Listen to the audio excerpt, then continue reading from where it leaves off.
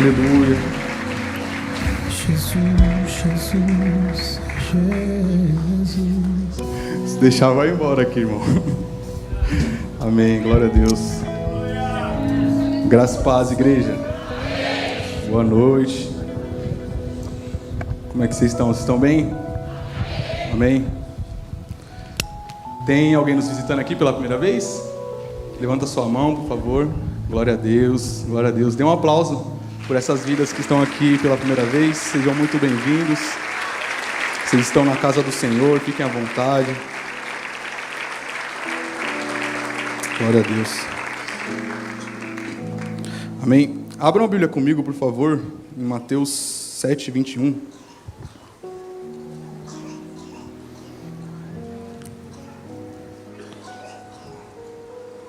Confesso que eu fui pego de surpresa ontem, quando eu soube que ia ministrar. E eu falei, amém. Glória a Deus, vamos, né? E eu me planejei tudo, irmão. Falei, vou chegar em casa, ontem, né? Vou chegar em casa, vou montar o esboço.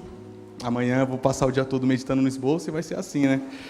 E ontem eu cheguei em casa, me tranquei no quarto com a Bíblia, montei um esboço, fui dormir um pouco tarde. E quando eu acordei hoje de manhã, eu falei, vou orar agora e meditar naquele esboço que eu já deixei montado, né? Glória a Deus. E aí, orando de manhã, o Senhor falou, não é isso. Aí eu falei, não é possível que Deus vai fazer isso comigo. Não é possível que Ele vai fazer eu montar outro esboço e eu, Senhor, tem que ser isso, já montei, eu só não tenho tempo. E eu orando e meditando e não vinha nada, não consegui extrair nada mais. Eu falei, amém. E fui ler a Bíblia, falei, seja feita a vontade de Deus. Fui ler o Sermão do Monte. E quando eu cheguei nesse capítulo 7 aqui, no versículo que nós vamos ler, meu coração começou a queimar, meu irmão, e eu tive que segurar para não chorar, porque o Senhor começou a me ministrar, a me constranger. E eu creio que é isso que o Senhor tem para nós nessa noite, amém?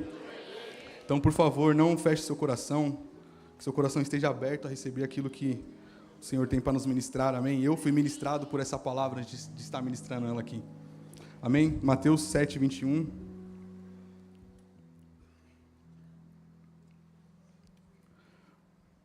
Diz assim, nem todo o que me diz, Senhor, Senhor, entrará no meu reino, mas aquele que faz a vontade do meu Pai que está no céu. Muitos me dirão naquele dia, Senhor, Senhor, não profetizamos em Teu nome? Em Teu nome nós não expulsamos demônios? E em Teu nome nós não fizemos muitas maravilhas? E então eu lhes declararei, eu nunca vos conheci, apartai-vos de mim, vós que praticais a iniquidade. Amém? Feche seus olhos, vamos orar. Senhor, nós queremos Te agradecer mais uma vez, Pai. Porque nós podemos chegar aqui, Pai, estamos aqui reunidos em Teu nome e isso para nós é uma honra, Senhor. Nós Te agradecemos, Pai. E nós Te pedimos, Senhor, que o Senhor conduza, Pai, todas as coisas nessa noite. Continue conduzindo todas as coisas nessa noite, Senhor. Nós declaramos, Pai, que o Teu Espírito, Senhor, é o único que governa neste lugar, Pai. Que o nosso coração esteja aberto, Pai, àquilo que o Senhor tem para nos ministrar nessa noite. Que a Sua palavra seja como uma semente que cai em uma terra fértil, Senhor. E que venha criar raízes, crescer e frutificar, Pai, em nossas vidas, Senhor. Em nome de Jesus, Senhor. Toda barreira, Pai, toda resistência, Pai, seja quebrada agora, Senhor.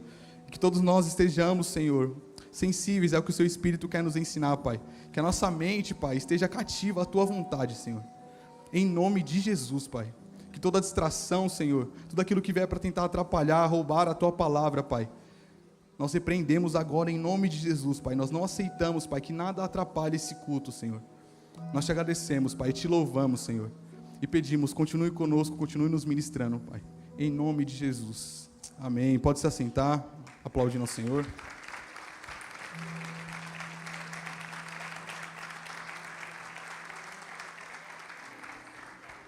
Nós lemos aqui um texto que faz parte do Sermão do Monte.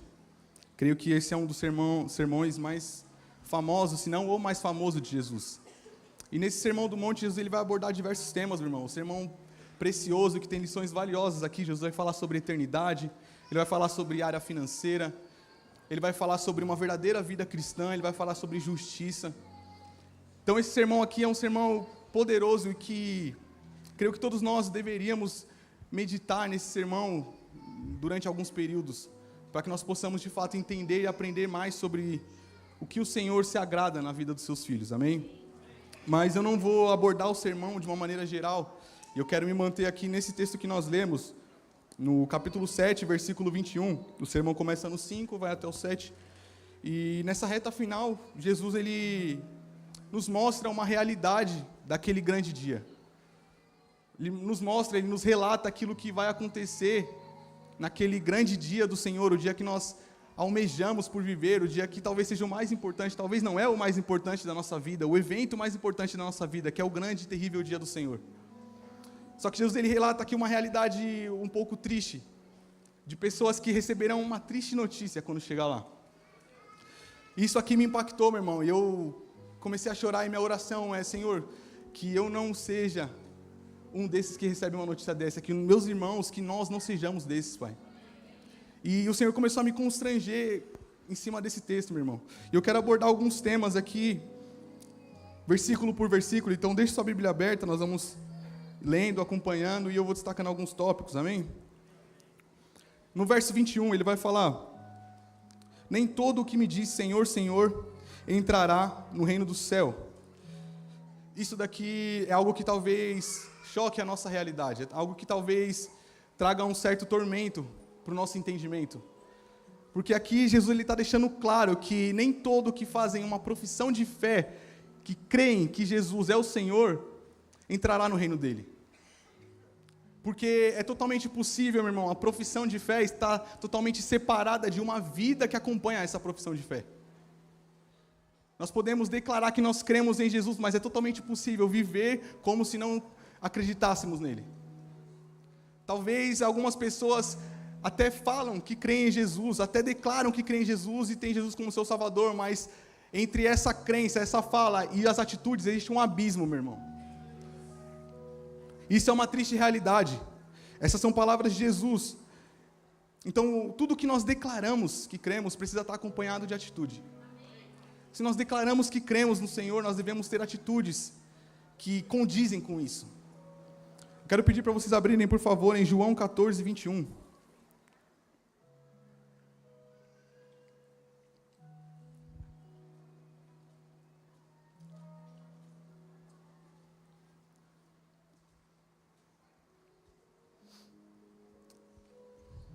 Diz assim: aquele que tem os meus mandamentos e os guarda, esse é o que me ama.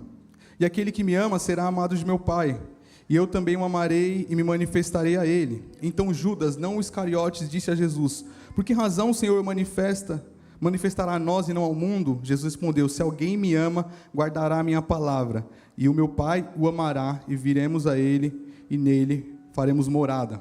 Amém? Então aqui nós entendemos que a verdadeira prova de amor ao Senhor, a verdadeira prova de um discípulo de Jesus está na obediência. Então é totalmente possível eu viver dizendo que eu creio em Jesus, mas viver em desacordo com a vontade dele. Só que nós não podemos cair nisso. Jesus ele vai dizer lá em Lucas capítulo 6, verso 46, se não me engano, ele vai dizer: por que vocês me chamam Senhor, Senhor, e não fazem o que eu mando? Por que vocês me chamam de Senhor? Porque vocês dizem que me têm como seu Senhor, que me adoram, mas não me obedecem. Isso aqui fala de uma adoração fingida, fala de uma devoção fingida, de uma falsa devoção a Deus. E é terrível porque há uma grande quantidade, meu irmão, de pessoas que vivem dessa forma. Isso é triste. E há algumas exortações nos livros proféticos que trazem esse mesmo sentido, onde Deus ele vai exortar pessoas que cultuavam a Ele, entregavam sacrifícios a Ele, fingiam que adoravam a Ele, mas Deus fala: é melhor que vocês matem os seus animais e comam entre si, porque quando vocês sacrificam para mim, sobe aqui com um cheiro de podridão. Isso significa o culto de uma pessoa que a vida dela não é um culto. É isso que acontece quando uma pessoa que não vive um culto diário entrega uma adoração a Deus. E tem algumas exortações nessas nos livros proféticos, em Isaías, em Oséias, tem diversas exortações nesse sentido, mas eu peguei um texto aqui de Jeremias. Abram comigo, por favor, Jeremias 7, 8.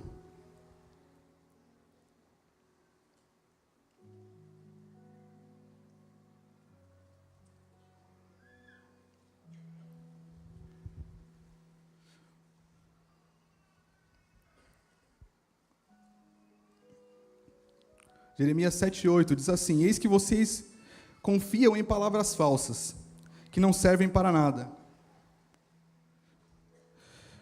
O que é isso? Vocês roubam, matam, cometem adultério, juram falsamente, queimam incenso a Baal, seguem os outros deuses que vocês não conheciam no passado, e depois vêm e se põem diante de mim nesse templo que se chama pelo meu nome e dizem: estamos salvos. Sim, só para continuarem a praticar essas abominações.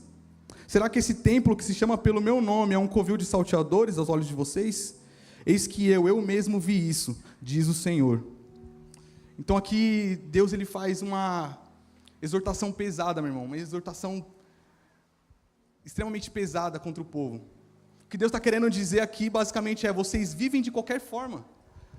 Vocês mentem, vocês roubam, vocês idolatram, vocês enganam, vocês juram falsamente, vocês adulteram, vocês vivem em fornicação, vocês vivem em fofoca, em orgulho, vocês vivem em rebeldia, vocês vivem em pornografia, vocês vivem de qualquer forma, da maneira que vocês querem, chegam aqui e dizem: estamos salvos. Essa é a vida de alguém que a vida dela não é um culto. Vive de qualquer forma, vive de qualquer maneira, mas acha que porque fala Senhor, Senhor, está salvo. Mas acha que porque diz que segue a Jesus, está salvo. Pessoas que na verdade, meu irmão, estão envergonhando o nome do Senhor.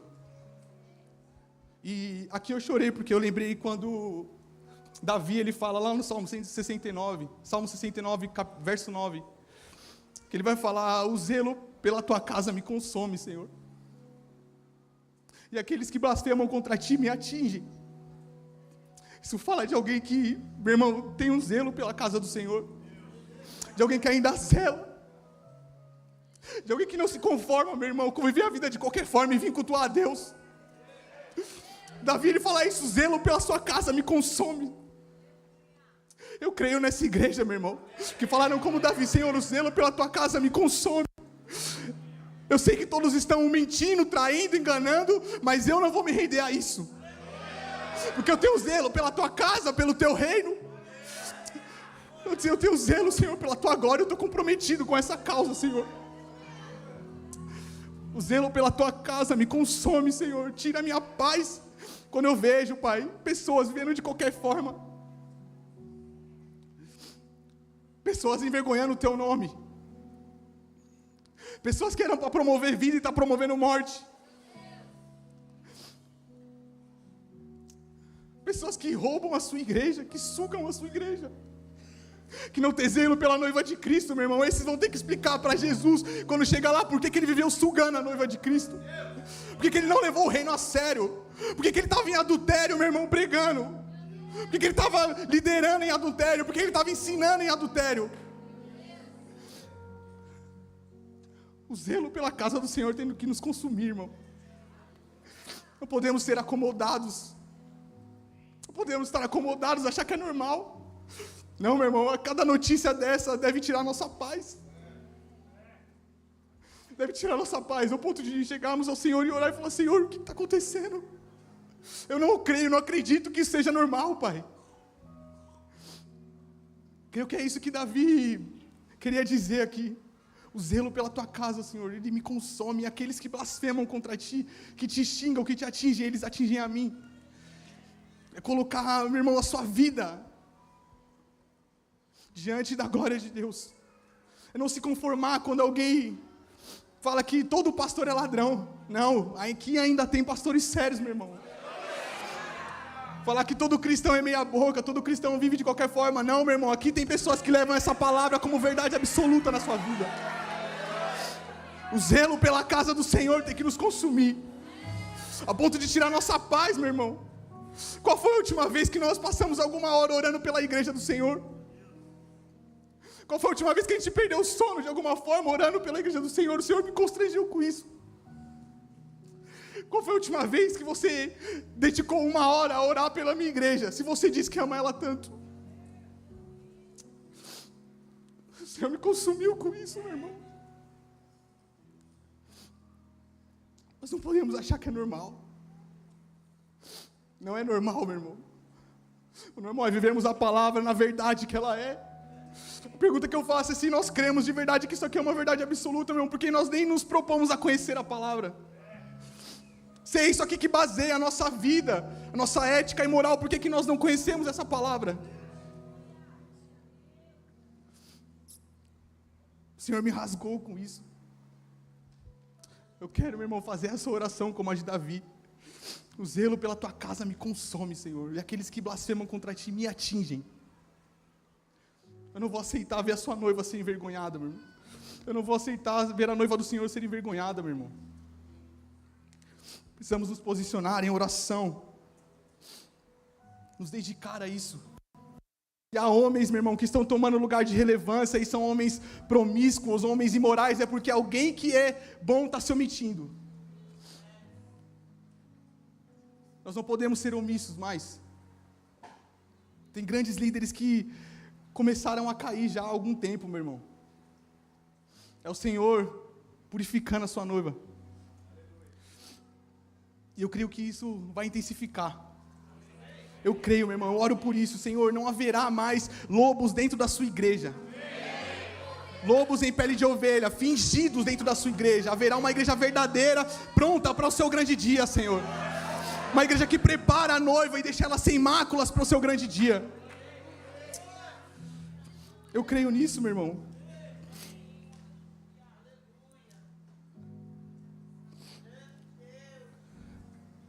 Eu creio nisso, na transformação que o Evangelho traz. O Evangelho não é só profissão de fé, meu irmão, não é só falar. Não é só dizer, eu sou cristão, eu sou evangélico. Mas é uma transformação de caráter. É transformação por completo, meu irmão. Assim como o apóstolo Paulo fala lá em Efésios, uma nova natureza. Quem mentia não mente mais.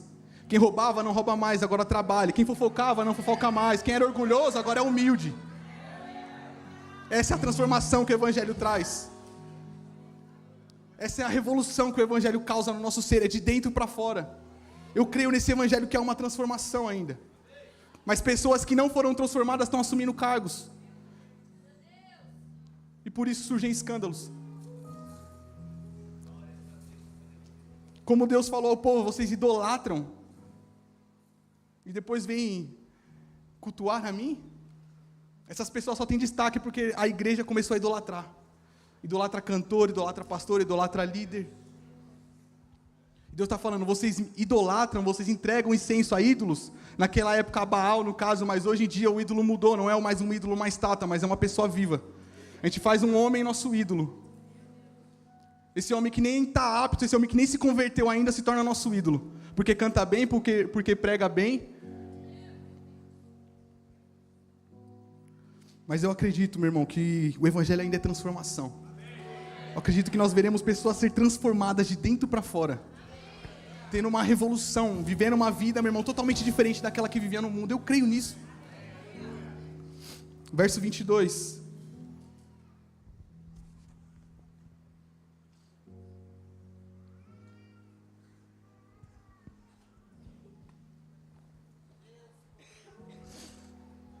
Mateus 7, 22.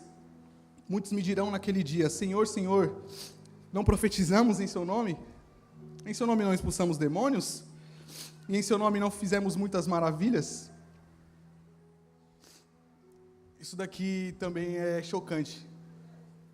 Porque homens que expulsam demônios, homens que curam, homens que profetizam, homens que revelam, homens que pregam, chegarão lá apresentando seus resultados diante de Deus.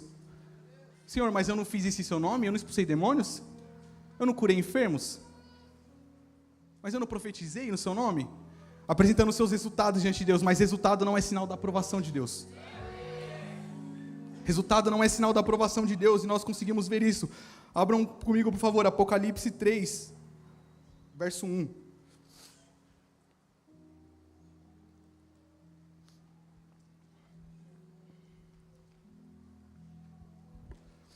Diz assim, ao anjo da igreja em Sardes, escreva, estas coisas diz aquele que tem os 7 Espíritos de Deus e as 7 estrelas. Conheço as obras que você realiza, que você tem fama de estar vivo, mas está morto. Espera aí, volta lá só um minuto. Aqui Jesus ele vai falar, conheço as obras que você realiza.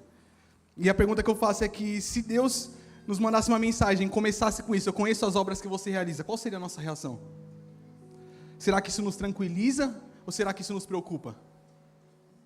Porque algumas pessoas vão falar: Senhor, o Senhor conhece, o Senhor sabe. Glória a Deus, porque o Senhor tem visto. E outras pessoas vão se desesperar, meu irmão, e falar: meu Deus, o Senhor tem visto. Deus falando: eu sei o que você fez, conheço as suas obras, eu vi o que você fez, eu sei o que você está fazendo. Porque a realidade é essa, meu irmão.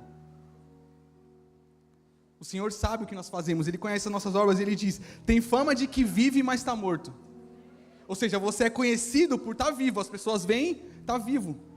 Tem fama de que vive, tem fama de que profetiza, tem fama de que é homem, que é mulher de Deus, tem fama de que revela, tem fama de que cura, tem fama de que expulsa demônio, tem fama que realiza maravilhas no nome de Deus.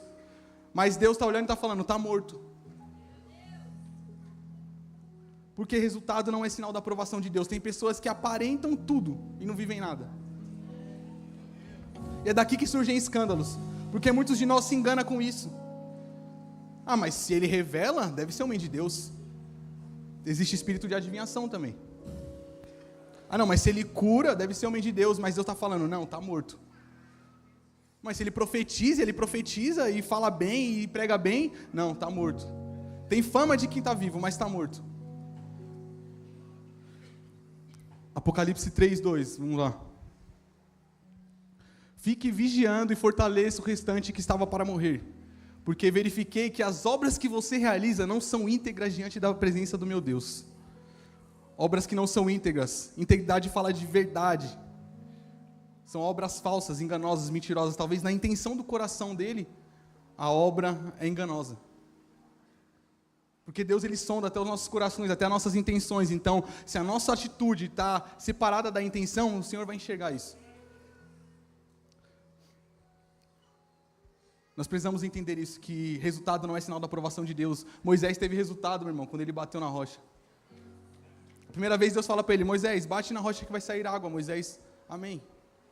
Deu certo. Na segunda vez o Senhor falou: Moisés, fala com a rocha. Moisés foi e bateu. Ele desobedeceu uma ordem direta de Deus, meu irmão. E o resultado é o mais engraçado, porque saiu água. Mas Deus não aprovou aquilo. Deu resultado, deu certo. Funcionou naquele momento, mas o Senhor, Ele não aprovou.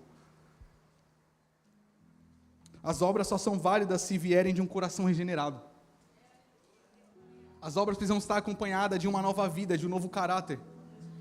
O culto precisa ser acompanhado de uma vida de culto. Culto é vida, meu irmão. Culto não é esse momento que nós estamos aqui por 2 ou 3 horas, adorando, cantando. Não, o culto é vida. O apóstolo Paulo fala: quer vocês comam, quer vocês bebam, façam tudo para a glória de Deus. Tudo que nós fazemos tem que glorificar a Deus. Mas muitos de nós só cultuam aqui. Mas em casa não cultua. No trabalho não cultua. Na vida não cultua. No dia a dia não entrega um culto ao Senhor. Pelo contrário, envergonha o nome do Senhor. Culto é vida, nós precisamos entender isso. As obras que nós fazemos precisam estar acompanhadas de um coração entregue ao Senhor, de um coração regenerado, meu irmão, de uma vida entregue. O que nós fazemos aqui durante 2 horas, nos reunimos nesse lugar, nos dias certos, é só o resultado daquilo que estamos fazendo desde segunda. Como que o nosso culto tem subido ao Senhor? Como que o nosso culto tem subido a Deus? Será que o Senhor se agrada da nossa entrega? Ou será que o Senhor vê a gente cantando e fala: ixi, está mentindo de novo? Oxe, mas você agiu de maneira contrária ontem, agora você está cantando isso? Ou será que nossas caras e bocas que fazemos aqui na hora da adoração engana a Deus? Sendo que Ele está vendo como nós somos em nossa casa, como nós somos no trabalho, como nós somos no nosso dia a dia, com a nossa família.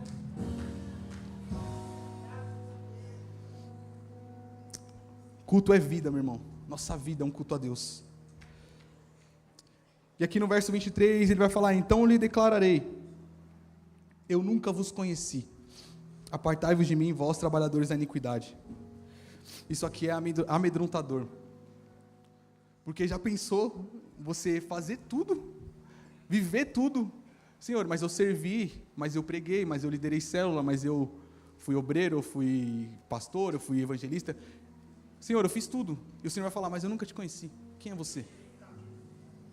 Quem é você? Isso aqui mudou a minha oração, meu irmão. Falei, Senhor, o meu anseio agora é me aproximar e conhecer mais a Ti. Não tem cargo que vai enganar a Deus, meu irmão. Não tem destaque que vai enganar a Deus. Não tem plataforma, não tem seguidor, não tem elogio que engana a Deus. O que importa é o que nós somos para o Senhor. O que importa é como o Senhor nos vê. Abram comigo, por favor, em 1 João 2, verso 3.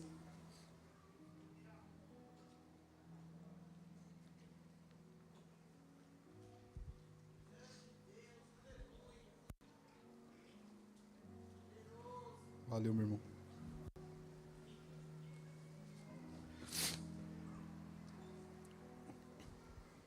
João 2, do 3 ao 6, amém? E nisso sabemos que o temos conhecido, se guardamos os seus mandamentos.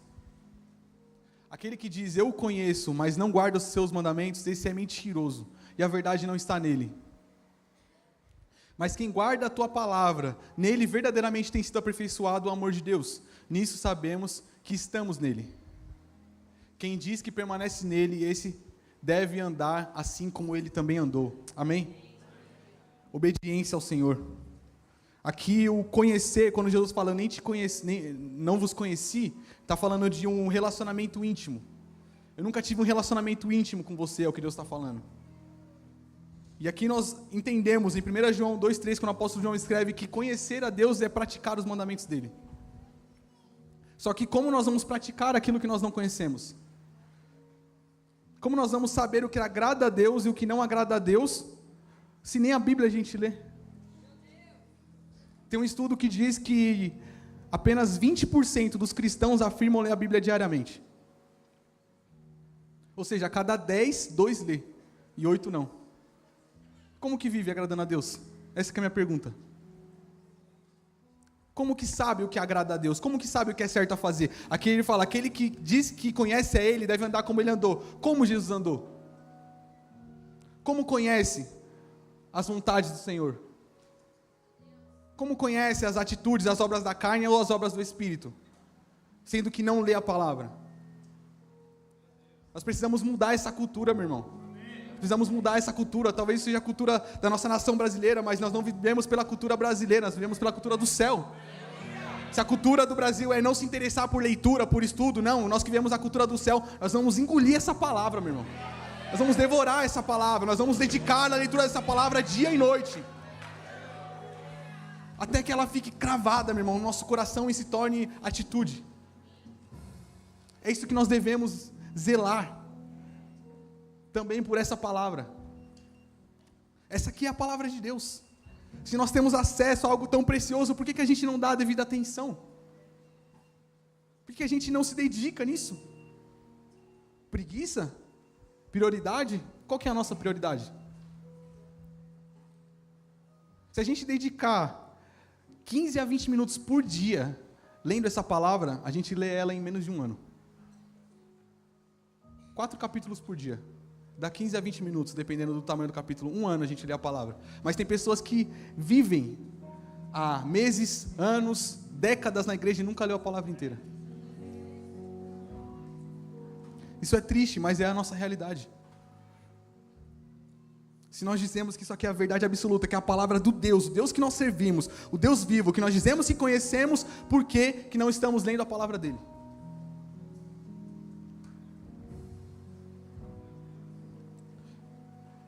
E depois de conhecer, meu irmão, vem o praticar. Abram comigo em Tiago 4, por favor.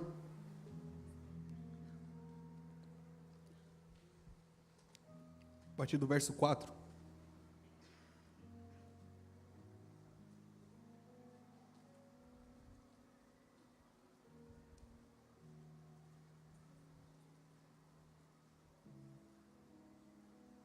Amém, vamos ler até o 8, amém? Diz assim, gente infiel, vocês não sabem que a amizade do mundo é inimizade contra Deus? Aquele, pois, que quiser ser amigo de Deus, ser amigo do mundo, se torna inimigo de Deus. Próximo. Ou vocês pensam que é em vão que a Escritura diz, é com ciúme que por nós anseia o Espírito, que Ele fez habitar em nós? mas Ele nos dá cada vez mais graça. Por isso diz: Deus resiste aos soberbos, mas dá graça aos humildes. Portanto, sujeitem-se a Deus, mas resistam ao diabo e ele fugirá de vós. Cheguem perto de Deus e Ele se achegará a vocês. Limpem as mãos, pecadores, e vocês que são indecisos, purifiquem o coração. Amém? Como nós podemos ser mais próximos de Deus? Conhecendo e vivendo a palavra. Em Tiago também vai dizer que aquele que conhece a palavra e não pratica, engana a si mesmo, mente para si mesmo. E aqui nós vemos algumas características daquele que se aproxima de Deus. Onde nós vemos aqui, vai falar sobre humildade, sujeição à vontade de Deus, anseio por se aproximar dEle, mãos limpas e coração puro. É isso que nos aproxima de Deus. O anseio em conhecer a Ele, a humildade, como eu disse, quem era soberbo, quem era arrogante, se torna humilde. Isso te aproxima de Deus. O anseio por se aproximar dEle, mãos limpas e coração puro. Mãos limpas fala de atitudes pecaminosas. Chega de atitudes pecaminosas. E coração puro é intenção pura. Intenção verdadeira, íntegra diante de Deus. Dessa forma a gente se aproxima dEle. Dessa forma nós vamos chegar lá e o Senhor vai falar: você eu conheço. Você eu já sei quem é. Eu vi as suas obras. E você vai falar: Senhor, o Senhor viu. Não mais com pesar, com desespero, mas com alegria, meu irmão. O Senhor viu a minha renúncia. E é pelo Senhor mesmo que eu renunciei, é pelo Senhor, é pela glória do Teu nome, Senhor. Eu estava comprometido com o Teu reino, o Senhor vai falar: eu vi. Vamos lá, Salmos 34, 18.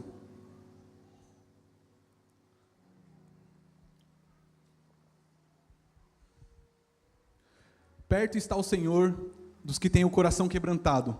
Ele salva os de espírito oprimido. Amém? Então nós começamos a entender como nos aproximar do Senhor. Primeiro, conhecendo e praticando a palavra dEle. Segundo, em humildade. Aqui fala de novo de coração quebrantado, humildade. Sujeição à vontade de Deus, anseio por se aproximar dEle, mãos limpas e coração puro. Tudo isso é o que vai nos aproximar do Senhor. Nós precisamos ansiar por isso, meu irmão. Nosso anseio precisa mudar. Talvez a gente anseie mais pelos dons do que pelos frutos, mas nós precisamos começar a ansiar e orar pelos frutos do Espírito. Porque nós vimos aqui, aqueles que têm os dons talvez tenham uma péssima surpresa lá, mas aqueles que vivem os frutos do Espírito, meu irmão, é diferente. Abram comigo, por favor, agora em Isaías 29, estou encerrando, amém?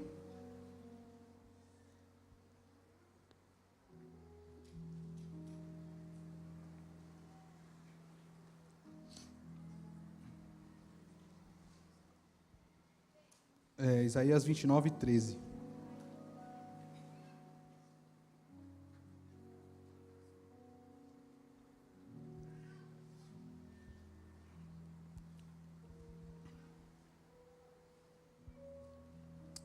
Diz assim: visto que esse povo se aproxima de mim com a sua boca, com seus lábios me honram, mas o seu coração está longe de mim, e o seu temor para comigo consiste só em mandamentos ensinados por homens.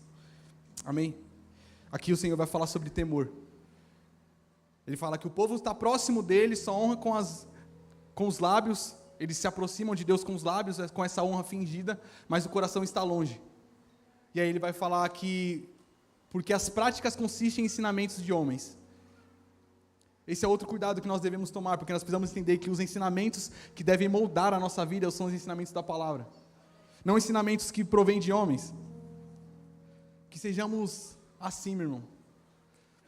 Que o nosso coração honre ao Senhor. Que a nossa vida glorifique ao Senhor. Não somente os nossos lábios, mas que nós venhamos entregar a Ele uma adoração genuína. Uma adoração verdadeira. Nós entendemos aqui e sabemos que esse problema talvez seja o problema dos dias de hoje. Pessoas estão mais preocupadas com homens do que com o próprio Deus. Pessoas se preocupam mais em obedecer à vontade de homens do que do próprio Deus. Pessoas têm medo de que o pastor descubra o seu erro. Mas Deus, tudo bem. Deus não vai contar para ninguém. Que nossa honra, meu irmão, seja verdadeira para Deus. Que nós venhamos glorificar Ele de uma forma genuína, de uma forma verdadeira. E eu volto lá no que Davi falou, porque aquilo me impactou, meu irmão, um zelo. zelo pela casa do Senhor, pela palavra do Senhor, pelo reino, pela glória dEle. Que isso tire o nosso sono, se for preciso, meu irmão, mas que nós devemos nos arrepender. Se até aqui nós vivemos dessa forma, de uma forma enganosa, de uma forma mentirosa, de uma forma de aparência, que nós devemos nos arrepender hoje. Que essa palavra venha, sabe, nos rasgar por dentro, assim como o Senhor me rasgou. Assim como o Senhor, meu irmão, me confrontou e falou, é isso que muitas pessoas têm vivido. Minha oração foi, Senhor, me livre de viver assim. Me livre de viver dessa forma.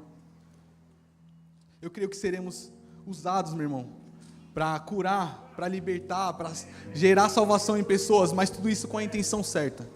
Mas tudo isso com a motivação certa. Eu creio que tudo que nós fizermos não será somente de aparência.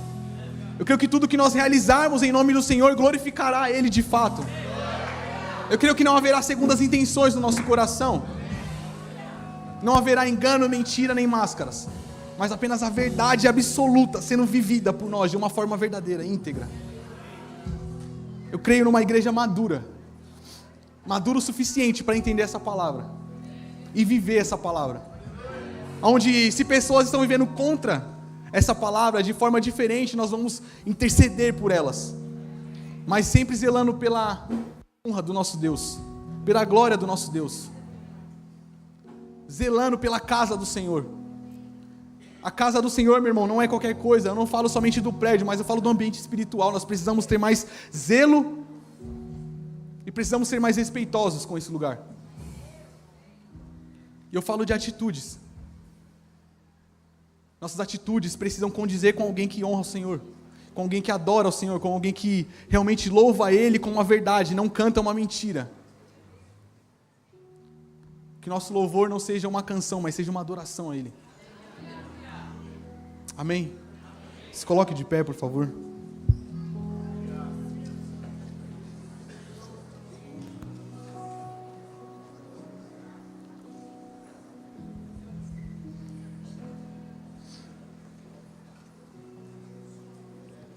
Quero te convidar a orar agora. Quero te convidar a orar e falar com o Senhor. E eu confesso, meu irmão, que essa palavra, isso que o Senhor me ministrou, tirou a minha paz de certa forma. E que de uma forma positiva, não me leve a mal, tire a sua também. Que fique reverberando nas nossas mentes por alguns dias, até que nós venhamos viver isso de fato. E se nós já vivemos, se algum de nós já vive assim de certa forma, glória a Deus, interceda pelo irmão. Que nós venhamos ser maduros para isso. Maduros o suficiente para isso, amém? Feche seus olhos. Comece a falar com o Senhor. Comece a se arrepender por todas as vezes que talvez você agiu de uma forma enganosa. Todas as vezes que talvez você aparentou ser algo que não era.